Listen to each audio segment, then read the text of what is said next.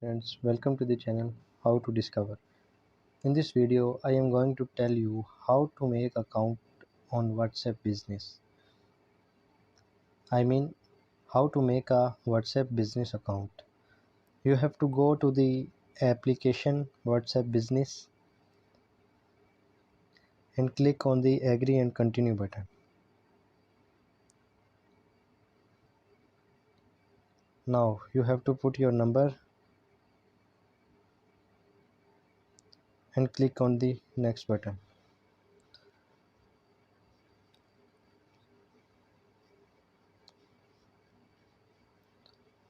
Now WhatsApp is verifying your number.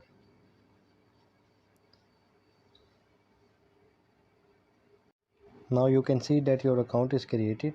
Now you have to put your business name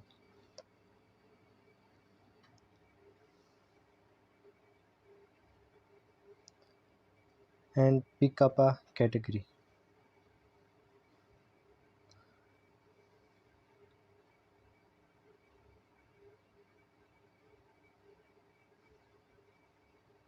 Now click on the next button.